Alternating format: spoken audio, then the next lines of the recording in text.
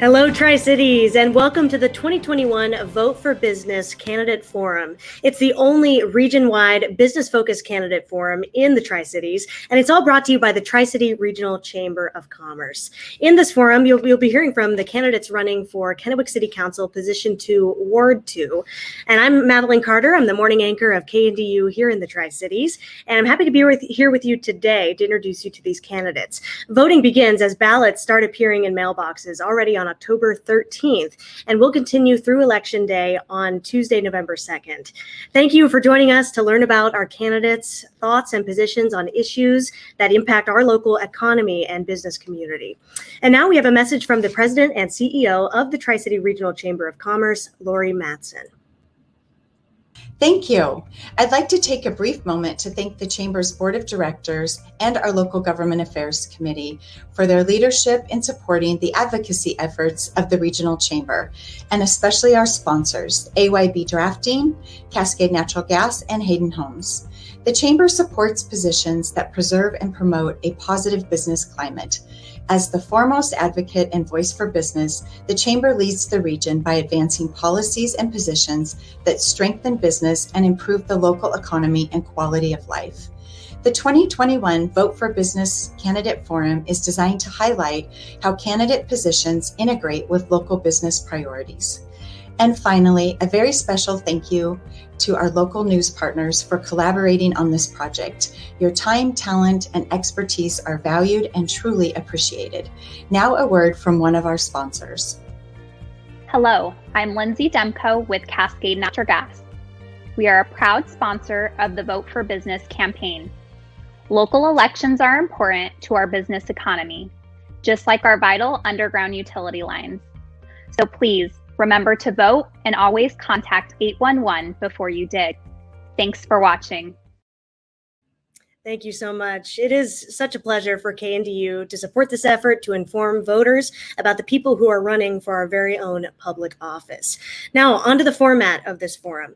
Each candidate will have 1 minute for opening and closing statements. The candidates will be asked the same questions. Response time for each question is limited to 2 minutes. Time limit reminders will appear on the screen. You'll see the 10-second mark remaining, and necessary, you will also see a stop sign when time is up. And since this is a forum rather than a debate, candidates will not be provided rebuttal time. All right, we're now ready to get started. So let's begin by introducing, in alphabetical order, the two candidates in the race for Kennewick City Council, Position 2, Ward 2. We have incumbent Steve Lee and challenger Loren Anderson. Welcome to both of you. Thank you so much for taking the time to be with us this afternoon. We really appreciate both of you and your time. So if you're ready to go, I say let's get started. Okay. As mentioned, we will start the opening statements in alphabetical order. So that means that Mr. Anderson, we're going to begin with yours. You have 1 minute. Well, I'm really excited to do this forum. I'm looking forward to this opportunity to serve our community. I feel like for me, this is one area where I have possibly my best expertise is in business, having started and running a business of my own. I'm really looking forward to the opportunity to make that a focus, because business is what drives an economy, which is what drives families, which is what drives communities. And I think there's just a lot of great opportunities. I look around the Tri-Cities and I look at the growth of the different cities, and you compare Kennewick and Pasco and Richland, West Richland, and they're very different cities in the way that they have grown and are growing, and their visions for the future. So I think there's great potential in the city of Kennewick, and frankly, I look for this as a great opportunity to kind of pivot where we're at and for some significant growth and improvement. Thank you so much. All right, Mr. Lee, you now have 1 minute for your opening statement. Thank you. Hi, I'm Kennewick Councilman Steve Lee. I'm a Kennewick native. Since I was a kid, I knew that I wanted the opportunity to represent my community in elected office. After years of small business ownership and philanthropic work in the Tri-Cities, I believed it was finally time to offer myself and my service to the community that I've lived in, loved, and benefited from my entire life. The voters of Kennewick accepted my offer and elected me to represent them by a margin of over 14%. It is vitally important that we continue to elect city council members with intimate knowledge of our entire community and who respect, honor, and fairly represent all generations of voters. I've spent my life giving back to the community that gave me the skills and opportunities to grow and thrive.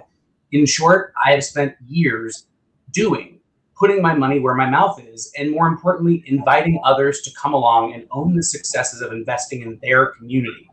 I hope that Kennewick voters will re-elect me and give me another shot to help Kennewick moving in the right direction for homeowners. Thank you, Mr. Lee. Now let's move right into the question and answer portion of the forum. A coin toss just prior to taping has determined that Loren Anderson will answer the first question first. Subsequent questions will be alternated. So question number one, Mr. Anderson, what can the City Council do in regard to tax and regulation that will promote our region as a smart place to do business? I think that's a fantastic question. In fact, that's one that even prior to my decision to run for City Council had been a focus of discussion among other business owners, is the level of taxes that impede or invite businesses to go to different cities. I really think there's a significant opportunity in Kennewick to invite businesses in by reducing taxes and regulation, reducing the red tape. Because when you look at a business, when a business looks at where their opportunities for growth are, they look for what's it going to be like to get my plans submitted and approved. What type of regulations does one city have over another? And certainly there are some of them that are going to be, affected by state rules and state laws, but there's community rules and laws, such as the traffic impact fee, which is quite significant to builders in Kennewick. And so when you look at a business that say would like to come to Kennewick, they look, one of those things that they look at is the traffic impact fee. And I know that quite a few people have talked about, hey, Chick-fil-A considered coming to Kennewick, but the traffic impact fee was so significant that they turned the other way. And so I look at that and I say, I think it benefits the community if you say, hey, we can offer something like reduced taxes, reduced regulation, if you come and set up shop in our town. I think, maybe for a short period of time, maybe a year, 2, 5 years, whatever can be worked out. But I think when you invite a business to set up shop in your town, I think it makes very good business sense, very good people sense to offer incentives for them to do that, knowing that they're going to create jobs and they're going to create stability for the community. All right, Mr. Lee, your response? So a few things. The City Council can do quite a bit, and we already have. Even before I was elected, a lot had been done. We have expedited permitting. We were first in the region to offer that for a lot of various sections of construction and development. When I'm looking as a business owner to place a business in the city, I'm looking for regional competitiveness. It isn't whether we're competitive with Seattle or Spokane, it's whether we're competitive with the cities that are nearest us. And over again, when you check our numbers, we are either the most competitive for the region or the second most competitive for the region, almost as a rule. So we're doing really good there. When I came along, I thought that it was going to be all about cutting red tape. And the reality is a lot of that red tape is there for pretty good reasons. And the way to judge if you've got too much is by your your relationships with developers. The city of Kennewick has really good relationships with developers. We get compliments all the time, uninvited, from folks coming into the city saying that they love doing business with our city. So I take that as a great sign that our red tape is not too cumbersome. In regard to TIFs, they are part of doing business. If a TIF goes away from a developer, that means that the taxpayer is paying it. So it's the costs are going to be incurred. You can't get around that. So who is going to foot the bill? Is it going to be the developer or the mom and pop taxpayer? So that's a very important question when we're talking about TIFs. Chick-fil-A, we just discussed in a meeting a few back that they've not been driven away. So please, everybody take opportunities to utilize our live cast and streamed meetings, because you hear all sorts of excellent tidbits of information about things like that. And then lastly, our biggest opportunity as a city for economic advancement right now is not in cutting regulation, but it's in adding industrial capacity. We are in a race to make sure that we can provide enough industrial area for big. All right, Mr. Lee, I need to stop you there. That's a hard stop. All right. So the next question for both of you, and we are going to start with Mr. Lee this time, is the current labor shortage. It impacts local business. As a city council member, what can you do to foster, attract, and retain talent to build the next generation workforce? Absolutely. This question is as a city council member, there are a lot of things as a small business owner you can do to address all of these things as well. But as a city council, your toolbox is much different than as a private citizen.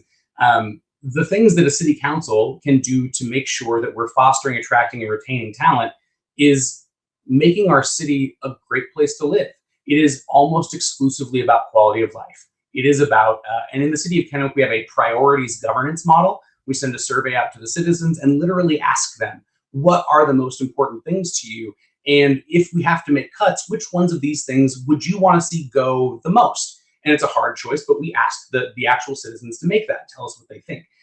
So we see that the things people want are clean water, police, fire, safe housing. We've got all that stuff. We're great there. The other things we can do is add quality of life improvements, like we're doing with our parks and along our river shores, through taking the river shores back from the Army Corps back into city hands and guiding that exciting opportunity through things like fostering infrastructure at places like the Wine Village to make those private dollar opportunities happen that bring more quality of life to the community. So there are quite a few very powerful economic development tools that we as a city council have, and we use them very well.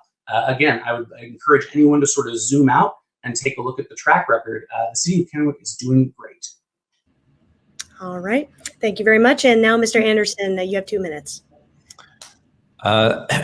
This is something that I have actually been dealing with regard to my staff and watching them as they, get advanced degrees and then hiring people who are straight out of school or with little or no experience. And, what brings people to Kennewick, what brings people to the area in general. And, I think there are certain things that are out of our control, wage caps and wage limits, whether higher or lower, there's not a lot we can do there. So I think, what Mr. Lee said about, making the community a great place to live is spot on. When you look at that and you say, hey, how can I bring people here to the community? You got to have a great place to live. And I think Kennewick is a great place to live.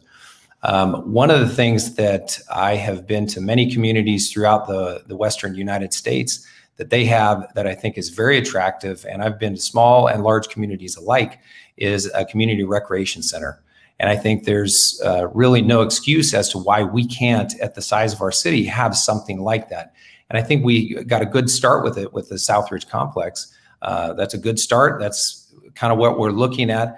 But quite a few communities I've been to in Arizona, Utah, Idaho, they have a community recreation center where it's quite a large facility. It's subsidized by tax dollars, but it's not free. So that we make it accessible to all families, but everyone contributes. And this community recreation center could have, an indoor track, indoor workout facilities, gyms, classrooms for doing health and wellness related educational opportunities, and something that would be accessible to the whole community. When you have an entire community can focus on something like that on a daily basis, that really builds the strength of the community.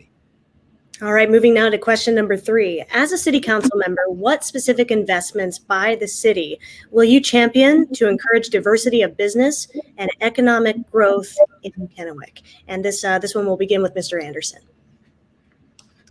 So to encourage diversity of business and economic growth in Kennewick, I think Mr. Lee pointed on that, that we need industrial growth in Kennewick. We have very little. Kennewick is much more like a bedroom community.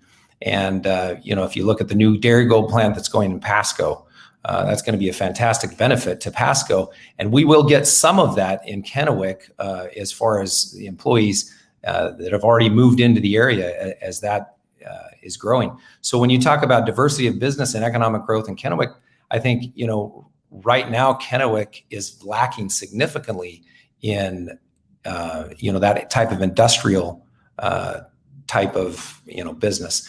So part of the issue is the constraints on growth with how far can we push city limits to the south and different areas like that. But I think when the city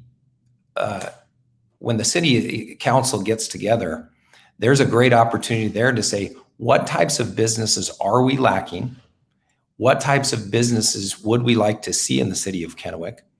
And then to go out and actually recruit businesses. There's nothing stopping the city council from saying, hey, let's send letters to numerous businesses that we see are growing, that are looking to move, and ask them, hey, would you be willing to consider Kennewick? I know there are quite a few cities that, and in areas in the Western United States that do just exactly that. They are actively recruiting businesses to come to the city. So I think, what do you mean by diversity of business and economic growth in Kennewick?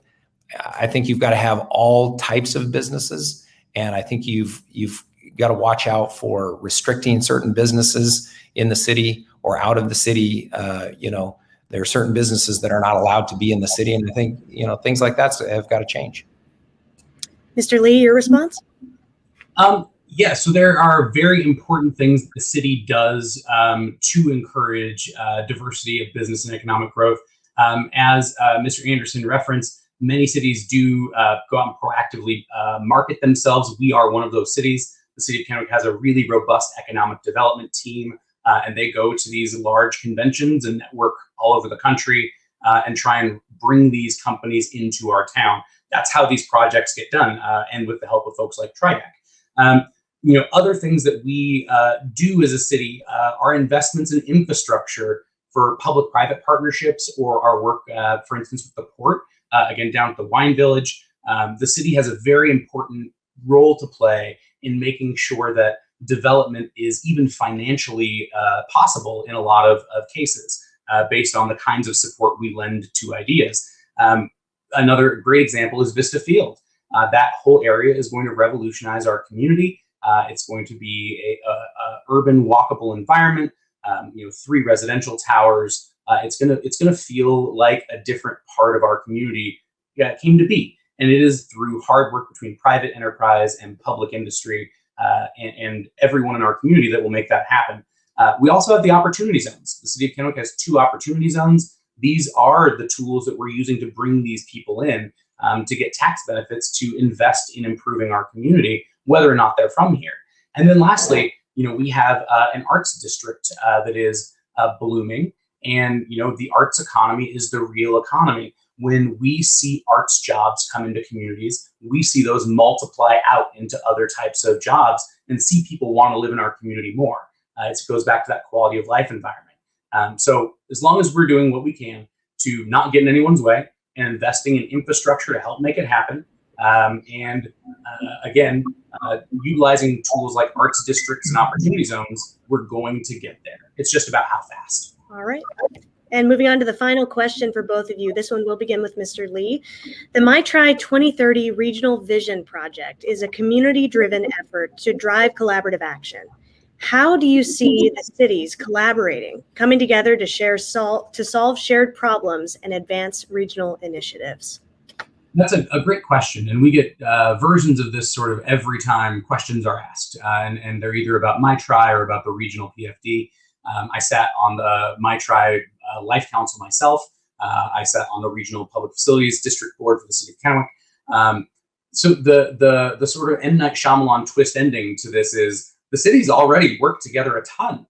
There's a story, I guess, an urban myth that they don't work together and that there's divisiveness. The cities work together incredibly well, and there's lots of opportunities to show that through the ports and through the various mutual aid through first responders. There are lots of opportunities where we show that we work together very well to get things done. That being said, things like My Tri aren't necessarily, in my opinion, the benefits of things like My Tri aren't lassoing governments into cooperating. They are providing the framework for those public-private partnerships to start and to network all of these good actor private people into a big enough critical mass to get something done. No one private party has enough money to solve any of these problems. No one local city government can solve a giant community-wide problem. We're going to need lots of business owners. We're going to need lots of doers. We're going to need lots of representatives from every kind of local elected and appointed body. These problems that my tri are tackling are big, systemic, community-changing, improving problems. So it is a worthwhile effort, and it should be applauded. And it is a great opportunity for people that want to contribute to the doing in our community to put their hat in the ring and see what they can give back. So I'm all for it, but I do also just want to push back. I think the cities work together really well. The cities work together with the county really well, and there's tons of proof of that along the way. We can always do better, but we're doing pretty good. Thank you, Mr. Lee. And Mr. Anderson, your final response. Sorry, that was a bunch of feedback. How do I see them collaborating? You know, the one thing I think there's a good number of us would love to see would be to make the Tri-Cities one giant city. I don't think that's going to happen anytime soon. I think there's a lot of hurdles on that. But one thing I would love to see would be to see regular meetings of all the city councils from all the cities. I know they've got different partnerships, and I think there's some great stuff that happens there. But I think it would be great to say, what if quarterly the three, major cities and the fourth, which West Richland's actually becoming one of the major cities, it really should be the Quad Cities. If they met together on a quarterly basis or a semi-annual basis as one of their regular city council meetings, so that they could discuss what issues might impact all four of us together at the same time, I think that would reduce some of the divisiveness. Whether it's perceived or actual divisiveness, I think, meeting together as a group definitely can overcome a lot of complications. I look at the My Tri and My Tri 2030, and I say, these, just like Mr. Lee said, these are some great initiatives, great ideas. I think they're all worth coming together to accomplish, but I think some of them are very vague, and I think you have to find actionable items. And so as communities coming together saying, okay, what's actionable item? I had noted down, create a compassionate community council. Well, how do you create that compassionate community council? That's not an actionable item. You have to say, what is the community council? Who is it going to be made of? So I think questions like that are too big for one person or one city council to do. And I say, why not have all the councils meet together on a regular basis to address these types of items? All right, thank you both so much. This closes the question and answer period. We're going to end the forum with closing statements now. Since Mr. Anderson opened for us, we're going to start with Mr. Lee. Mr. Lee, you have 1 minute. Thank you to everyone involved in hosting this forum. In COVID land, it's so challenging to get to meet your candidates and hear more about what they stand for than what their yard signs have to say. When vetting a candidate, I urge voters to look things up. Voting records are public, and all the meetings are taped. That's on purpose. Make sure that what the candidate is passionate about changing is actually part of the job they are applying for. For instance, if a candidate's main concerns were with court activity or local school policy, they might be best served by running for offices that affect those areas of policy. And lastly, beware of any candidate who makes all of this seem much more like the West Wing than Parks and Rec. We are all working together to build parks, turn sewage into clean water, and make sure our first responders are equipped to do the best job possible. That's it. I am running for re-election to facilitate a common sense majority of leaders interested in doing the business of the people in a competent and unexciting way. If that sounds like your kind of council, I'd be honored to have your vote. Thank you. And finally, Mr. Anderson, your closing statement. I just look forward to the opportunity to serve in the city of Kennewick. I've lived here for 17 years. I'm from the lower Yakima Valley, and I love this area. And I think there's a lot of potential. I think, from the business perspective, I think we can certainly incentivize and make for some better growth in the city of Kennewick. I look forward to the opportunity to serve my community and serve on a short-term basis. I think there's a lot of really bright individuals who live in our community. And the more people that we can get involved, the better. And I look forward to having an opportunity to serve on this schedule. Being a business owner, having my children attend the schools here, having opened 2 businesses here in the Tri-Cities, and employing the 10 or so people that I employ, I feel like I have a very strong connection to this community. I love Kennewick, look forward to serving here, and I look forward to getting your vote in November. Thanks. Well, Steve and Loren, thank you both so much. We appreciate you taking the time to be with us for the Tri-City Regional Chamber's 2021 Candidate Forum, featuring the candidates running for Kennewick City Council Position 2, Ward 2. As we begin the countdown to Election Day on November 2nd, please remind your friends in Kennewick to watch, share this, and get out to vote. You can find this video and other Candidate Forum videos on the Tri-City Chamber website. That is at www.tricityregionalchamber.com. Again, thank you so much to the Chamber, KNDU, the candidates and sponsors, Cascade Natural Gas, AYB Drafting, and Hayden Homes. And a special thanks to all of you for watching this video and for actively doing your part so you know who to vote for. This is Madeline Carter from KNDU News, reminding you to get out there and go vote.